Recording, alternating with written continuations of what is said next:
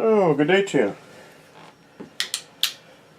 Thought we'd catch back up with the AA5 here. I've been doing a little work, but it's okay. A few distractions never hurt anybody. Well, one of the things that kind of caught my eye when I was working on this was this cap here. Let's see if we can get this baby in. There we go. This is, if you follow along on the schematic, this is C5. This goes from the right by the switch for the power on this radio over to pin 5 on the 35W4. That's the rectifier tube in this radio. And I kind of looking in there and tracing that baby out a little bit to see if I can see where it really goes. You know, in the schematic, that's a 0.05 microfarad cap. It's probably rated pretty high since it's kind of technically across the AC. That's to suppress noise. And I'm going to replace it with this 0.047, which is pretty close, not exact, but good enough. And this is what they call an orange drop type cap because of the orange color. And it's rated at, let's see if we can show it here. There you go. 600 volts right on the end there. And I'm going to replace that cap, and I've kind of been pondering how to replace it. It's in there fairly tight, and let me get something here. And there we go. We'll kind of zoom in maybe a little more. It's really tough to see this. One side of the cap, now sometimes these caps are marked with this little band. I don't know if you can see this band here on this, yeah, this cap here that's barely in the shot. This is usually the negative side, or what they call the outside of the foil side, so that side's at the lowest potential. Today's modern caps don't have anything like that. They're pretty well sealed up. I don't know if you can see this or not. This cap's been getting overheated and been kind of trying to push the guts of it out. And one of the leads wraps around and hooks over here, and the other lead hooks right here, and it's really tough to see. And it actually has some what's called spaghetti. It's just insulation. You slide over the lead there. And getting that out of there without a fight. Now, everybody has their own ideas about doing this. And one of the things that's going to be, there are going to be a couple challenges here. One of them is going to be to find out where my tools seem to have disappeared to. Oh, there we go. You're going to need, some side cutters. These are just some basic, they're not terribly big side cutters, and needle nose. These might be a little light duty for the job. They'll be okay. And sometimes some right angle needle nose help. It depends on what you're trying to do and how you're trying to get that out of there. There's a couple schools of thought on this. One school of thought is to cut the leads as close to the body as possible, and then trim up the leads in your replacement part, and kind of just hook the two. Let me show you here. Just hook the two together. Well, there we go. Just kind of do that and then solder them. Yeah, you could do that. There's nothing wrong with it. I mean, it's a perfectly legitimate repair. I kind of like the look and feel of the old radios, so I'm a little pickier about it. But that's me. Since I'm doing this for myself, I'm not kind of wasting time, or at least if I'm wasting time, I'm wasting my own time. Well, I think one thing I'm going to do is, I have no plans on saving this cap or putting it on eBay for sale, because it's obviously bad. And actually what you're missing here is this cap had a lot of wax over it. It had a lot of little bubbles in it, so it's been getting overheated. So let's just get it out of there. And I'm going to Just try and reach in there up against the body of it.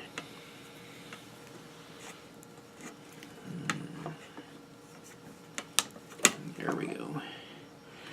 I think it's kind of a pain. Sometimes they thread these parts kind of through each other. It makes it a little bit of a nuisance. They build these radios up in layers. Or they may have, you know, in the assembly line, they may have different people do different things. You know, they may have one person just install all the capacitors and somebody else come back. And so now I've just snipped that loose right there and left a little tiny stub. I'm gonna do that on the other side. Okay, so now we can see this part a little bit better. It's in bad shape. It's an original part. There's the Zenith logo. Well, it was 400 volts at 0.05. So our part is a good replacement. Now, as far as getting that out, there's even some old drippy wax there. So that's been sizzling away under there. It might have even been contributing more noise than it was suppressing. What happens to these caps is they make them and then they dunk them in wax, and over time, just from normal use, you know, the wax might develop a crack, and then it starts to leak and creep into that body. The body of the cap is inside this paper tube, and here you can see it's been pushing it out. Once that process starts, usually those caps start sucking moisture, and that leaky process gets worse and worse and worse. And sometimes if you run the radio and then you touch these, they feel warm. Well, if they're warm on the outside, they're hot on the inside. Okay, so the next question is, how do we get this out of here without a fight? Well, yeah, about that. So let's see here. This side here, kind of, there we go. Well, this side has got a number of leads tacked underneath. This is actually the negative, or the can of the filter cap. Which begs the question, well, what about this side is the other side where that cap was at. Let me just stretch the...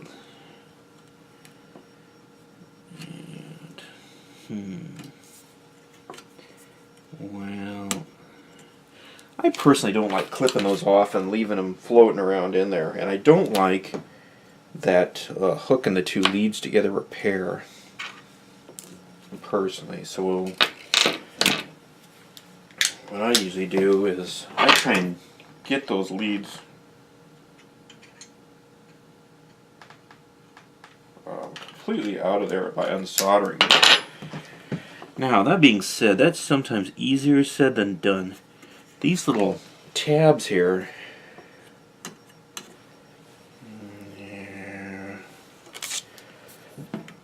that hook to the vacuum tube socket can be rather fragile. If you get to bending them back and forth too much, they can be a pain.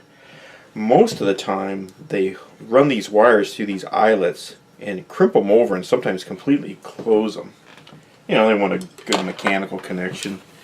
Even though solder is pretty strong. I'm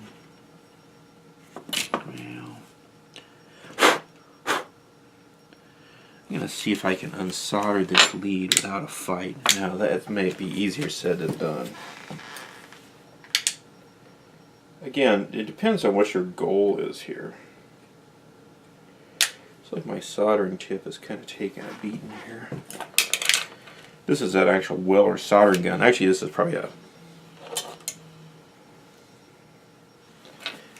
1950s Weller soldering gun. I'm going to grab this lead and I'm going to see if I can heat this up and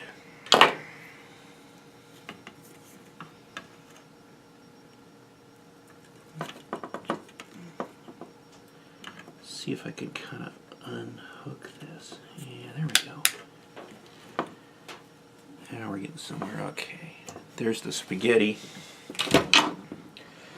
This is actually kind of woven, kind of I assume a cloth type material. It's really tiny. Yeah, I don't know. This key, there it is. It's just a little woven tube.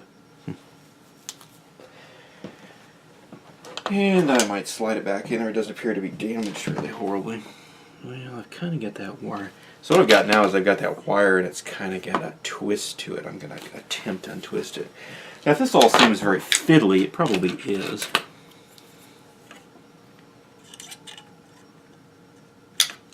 Okay, now I've got it where I want it. I've kind of got the wire, it's still hooked up there, but it's loose, and I'm going to use my pliers to sort of unthread the thing. Again, you're trying to be careful here. Okay, we got that out. Well, now if I'm going to think a few moves ahead, I'm going to think real hard about this over here. If this cap, if this electrolytic, this big power supply cap that's tucked down under here, it actually is this cap here. If that's bad, which it appears to be, that's what this cap is replacing, then I'm probably kind of barking up a wrong tree there to replace all that. And it's had, you know, a number of contacts soldered to it. You know, it looks like it's got, like on that ground lug, they were really using it as a ground lug. You know, and actually ground and, you know, ground is relative. Probably the correct term is, you know, common. So they got like 3 or 4 wires going there. Well, I'm gonna be a little proactive. See, here it's got, man, it's kind of crowded under there. Sometimes you gotta kind of take a peek. Now, if you're not very good at memorizing things, now might be a good time to take a picture. Especially, especially, I don't want to say that. You might want to take a couple pictures. I'm going to go ahead and heat this one up and see if I can break this lead loose. If I'd used the other method where you just hook the 2 wires together, it'd probably been done by now. And that's fine. Let's see here.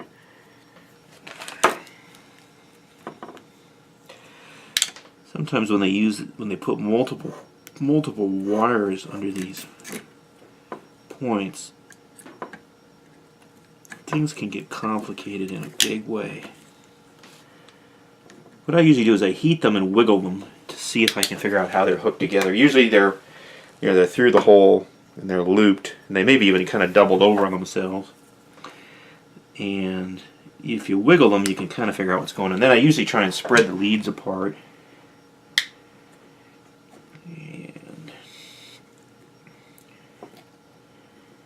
then you can, I'm sure you can't see this with my big fat hand in the way. Let's see if we can make this any easier to see. Well, we'll back up a little bit. This is quite challenging. Okay, I've got the leads kind of spread apart. I've been heating that up and wiggling it around to get it loose. Okay, there we go.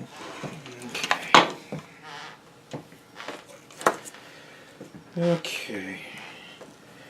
So now what you would do is you would form the leads on your new cap. If you hadn't clipped those leads off, you could use the old leads as a gauge. The new leads you could kind of gauge, you know, where they were. It was sort of tucked in there. It was kind of tucked in there like that. Remember, it had some spaghetti over one side to kind of keep it from bumping into the...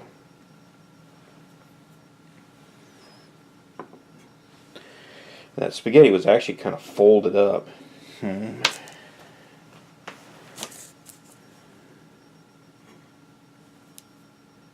Well...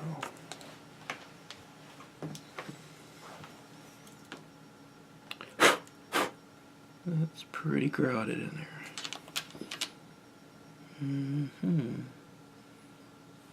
Yeah, I wonder if we can find a new home for it.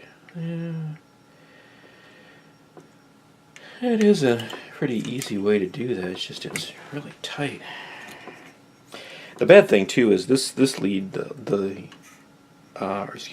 capacitor, the leads don't come straight out, so it's gonna make it a little more annoying.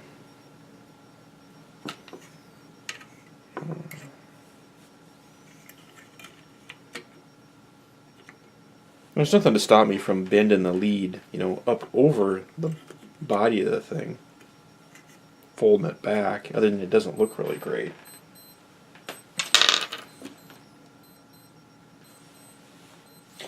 Well, here's where you really see the size difference. This one's a little bit smaller in diameter. Keep in mind that this cap is actually rated at a higher voltage, but the length is, there's quite a bit of difference. There's at least a finger width difference there.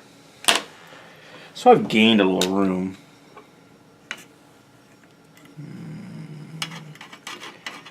Finding a good home for that.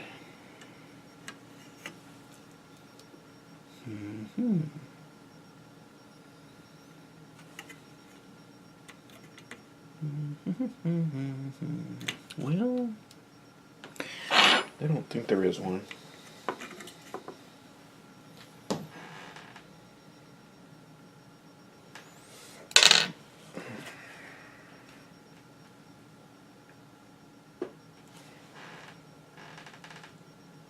Well, I'm going to pause you here for a sec while I do a little thinking.